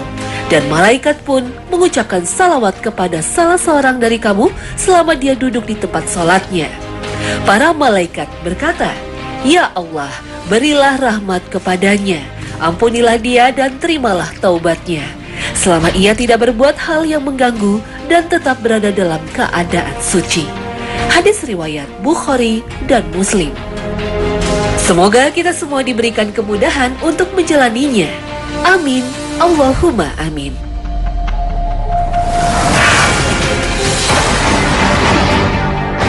Kewajiban lain yang sering kita lalai adalah membayar zakat. Padahal kedudukan zakat begitu agung dan diletakkan sebagai rukun Islam yang 5. Zakat mal atau zakat harta adalah salah satu bentuk ibadah yang kebanyakan orang sudah melupakannya. Banyak umat muslim beranggapan bahwa mengeluarkan zakat fitrah pada hari raya Idul Fitri sudah lebih dari cukup. Padahal zakat mal berfungsi untuk mensucikan harta dari perkara yang haram dan menjaga harta dari hak fakir miskin. Hai orang-orang yang beriman, nafkahkanlah di jalan Allah sebagian dari hasil usahamu yang baik-baik dan sebagian dari apa yang kami keluarkan dari bumi untuk kamu. Dan janganlah kamu memilih yang buruk-buruk, kemudian kamu nafkahkan daripadanya, padahal kamu sendiri tidak mau mengambilnya, melainkan dengan memicingkan mata terhadapnya. Dan ketahuilah bahwa Allah Maha Kaya lagi Maha Terpuji. Al-Baqarah ayat 267.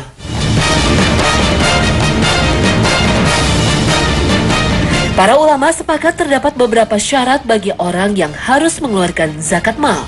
Pertama adalah yang mengeluarkan zakat mal mesti seorang muslim, sebagaimana firman Allah Subhanahu wa Ta'ala.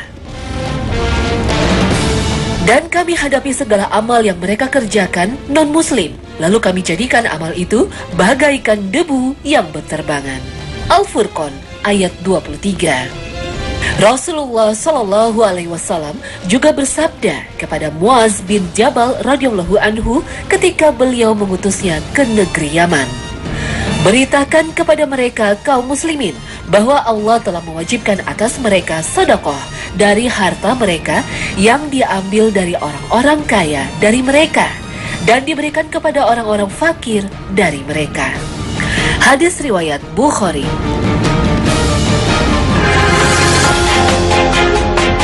Dan syarat kedua adalah status merdeka. Zakat tidak diwajibkan kepada budak dan hamba sahaya, karena hartanya adalah milik tuannya, maka tuannya lah yang wajib menzakatinya. Syarat ketiga dalam berzakat adalah sudah memenuhi usia dewasa. Zakat hanya diwajibkan kepada orang dewasa, tidak kepada anak-anak yang belum balik. Akan tetapi jika anak itu memiliki harta yang sudah sampai nishab 1 tahun, maka walinya yang mengurusnya wajib untuk mengeluarkan zakat dengan niat untuk mereka. Syarat keempat dalam berzakat adalah berakal. Orang yang tidak berakal kedudukannya sama dengan anak-anak, maka walinya yang dibebani untuk membayar zakat. Setelah syarat orang penzakat sudah dipenuhi, maka para ulama sepakat bahwa ada beberapa syarat lagi di mana harta itu wajib dizakati. Pertama adalah status harta tersebut kepemilikan penuh, yaitu harta tersebut berada dalam pengawasan dan kekuasaan penuh, di mana pemiliknya berkuasa untuk mengusahakan dan mengambil manfaat dari usahanya. Maka barang siapa yang memiliki harta dalam kepemilikan penuh, maka wajib baginya mengeluarkan zakat.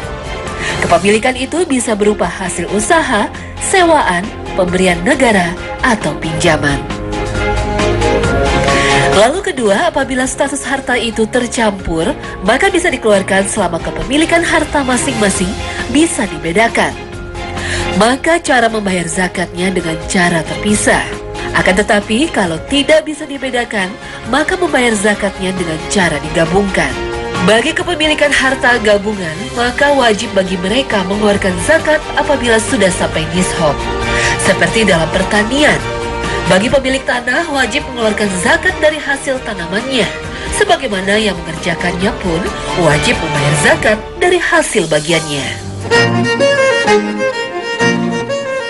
Harta menjadi wajib zakat apabila sudah sampai nishab, yaitu harta yang telah mencapai jumlah tertentu sesuai dengan ketentuan syariat. Namun apabila harta tersebut belum sampai kepada nishab, maka bebas dari kewajiban zakat. Kalau kepemilikan hartanya beragam, maka bisa digabungkan berdasarkan kesamaan jenis. Misalkan, kerbau dengan sapi, kambing dengan biri-biri, dinar dengan dirham, dan mata uang dengan harta perniagaan. Selama harta tersebut berlakunya 1 tahun atau haul dan sudah mencapai nishab, selama harta itu masih berupa harta produktif seperti mata uang atau binatang ternak, semua harta dihitung hasilnya kecuali apa yang keluar dari bumi. Rasulullah Shallallahu Alaihi Wasallam bersabda, barang siapa yang memanfaatkan harta, maka tidak ada zakat baginya sampai genap 1 tahun pada pemiliknya. Hadis riwayat Tirmizi. Adapun yang keluar dari bumi seperti biji-bijian, buah-buahan, maka zakatnya ketika panen dan tidak disyariatkan menunggu 1 tahun. Sebagaimana firman Allah Subhanahu wa Ta'ala. Dan tunaikanlah haknya di hari memetik hasilnya dengan membayar zakatnya. Al-An'am ayat 14. Dan siapa saja yang memiliki emas yang sudah sampai nishab atau sudah 1 tahun, maka wajib bagi pemiliknya mengeluarkan zakat. Berkembang, zakat hanya diwajibkan kepada harta yang berkembang, yaitu bisa bertambah dengan diusahakan. Harta yang berkembang ini dibagi menjadi 2 macam. Yang berkembang dengan sendirinya seperti binatang ternak dan tanaman, dan berkembang dengan berubah zatnya serta diusahakan seperti mata uang yang berkembang dengan diniagakan.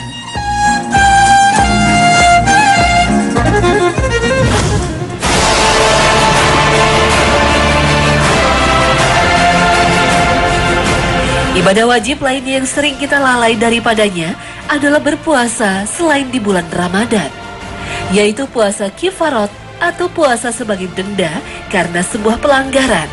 Puasa kifarat adalah puasa yang wajib dilaksanakan sebagai denda atas pelanggaran tertentu. Perbuatan yang diwajibkan atasnya berpuasa kifarat adalah melakukan hubungan badan antara suami dan istri di siang hari pada bulan Ramadan. Melakukan hubungan badan pada siang hari di bulan Ramadan bagi suami istri adalah sebuah pelanggaran yang sangat berat hukumannya.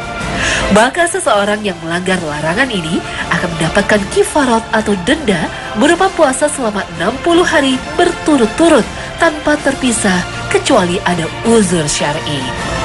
Apabila tidak mampu, maka harus memberi makan kepada 60 fakir miskin, lalu membunuh seorang muslim tanpa disengaja.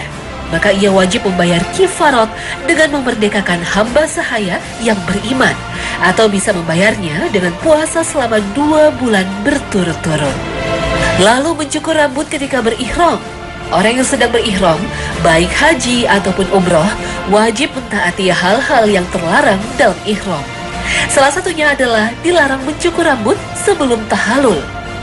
Apabila orang yang sedang berihram mencukur rambutnya padahal belum tahalul, akan terkena kifarat atau denda, yaitu dengan puasa selama 3 hari atau sedekah kepada 6 fakir miskin dengan menyembelih binatang. Sebagaimana firman Allah Subhanahu wa Ta'ala, barang siapa di antara kamu sakit atau ada gangguan di kepalanya sehingga terpaksa mencukur kepalanya, tebusannya dengan saum atau sedekah atau menyembelih binatang. Al-Quran Surah Al-Baqarah ayat 196. Berburu ketika berihram juga dilarang dan terdapat konsekuensi denda. Apabila larangan ini dilanggar, maka wajib membayar kifarat atau denda dengan menyembelih binatang sebesar binatang buruannya, atau memberi makan kepada beberapa fakir miskin, atau puasa beberapa hari. Besarnya binatang yang disembelih, banyaknya puasa, dan banyaknya fakir miskin yang harus diberi makan ditentukan oleh seorang hakim yang jujur.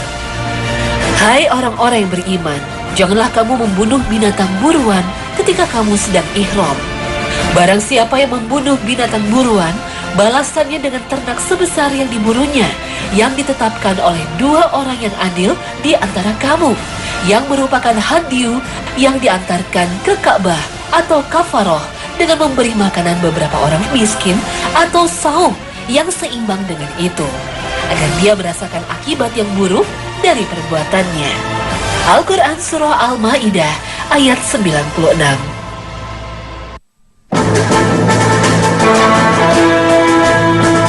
Kafarat denda juga berlaku dalam beberapa pelaksanaan ibadah haji, seperti jamaah yang sejak awal diniatkan melaksanakan haji tamtu, maka wajib atasnya menyembelih hadyu atau semacam kurban di tanah suci.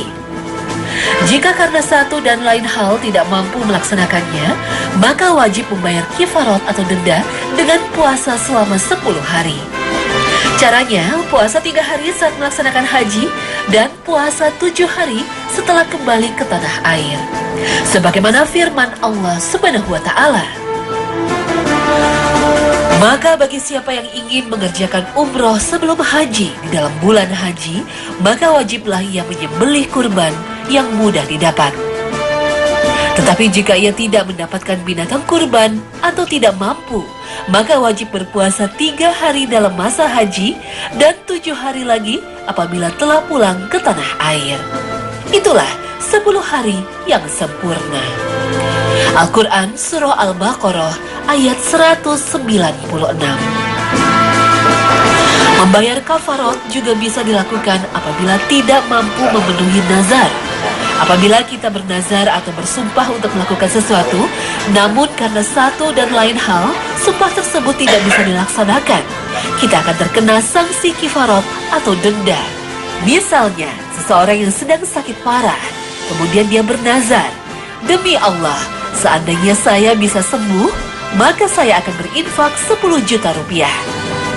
Namun setelah diberi kesembuhan oleh Allah, ternyata orang itu tidak memiliki uang, maka ia konsekuensinya harus membayar kifarat atau denda dari sumpahnya itu. Sebagaimana firman Allah Subhanahu wa Ta'ala,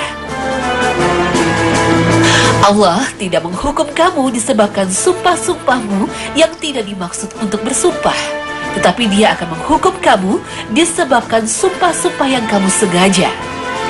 Maka kifarat denda melanggar sumpah itu dengan memberi makan 10 orang miskin dengan makanan yang bisa kamu berikan kepada keluargamu, atau memberikan kepada mereka pakaian, atau memerdekakan budak. Barang siapa yang tidak sanggup melakukan yang demikian, saumlah 3 hari. Yang demikian itu adalah kifarat denda sumpah-sumpahmu bila kamu bersumpah tetapi kamu langgar. Dan laksanakanlah sumpahmu. Demikian Allah terangkan kepadamu hukum-hukumnya agar kamu bersyukur kepadanya. Al-Quran Surah Al-Ma'idah ayat 89. Ayat ini menerangkan kalau kita bersumpah kemudian tidak mampu melaksanakan sumpah tersebut, kita harus membayar kifarot atau denda dengan cara memberi makan kepada fakir miskin, memerdekakan hamba sahaya, dan puasa selama 3 hari. Para ulama sepakat bahwa nazar boleh dilakukan selama tidak memberatkan kepada kita. Namun tidak boleh dijadikan permainan, karena nazar adalah salah satu perbuatan yang wajib dikerjakan. Jika seseorang memiliki nazar, kemudian meninggal tanpa sempat menunaikan nazarnya, maka puasa nazar itu diwariskan atau ditanggung oleh ahli warisnya untuk disempurnakan. Sebagaimana sabda Rasulullah Sallallahu Alaihi Wasallam. Dari Ibnu Abbas radhiyallahu anhu, sesungguhnya ada seorang perempuan telah bertanya kepada Rasulullah Sallallahu Alaihi Wasallam, "Ya Rasulullah Sallallahu Alaihi Wasallam, sesungguhnya ibuku telah meninggal dunia dan ia meninggalkan kewajiban puasa nazar yang belum sempat ia tunaikan. Apakah aku boleh berpuasa untuk menggantikannya?" Rasulullah Sallallahu Alaihi Wasallam menjawab, "Apakah pendapatmu kalau seandainya ibumu mempunyai hutang dan kamu membayarnya? Apakah hutangnya terbayarkan?" Perempuan tadi menjawab, "Iya." Dan Nabi Shallallahu Alaihi Wasallam bersabda, "Berpuasalah untuk ibumu." Hadis riwayat Muslim.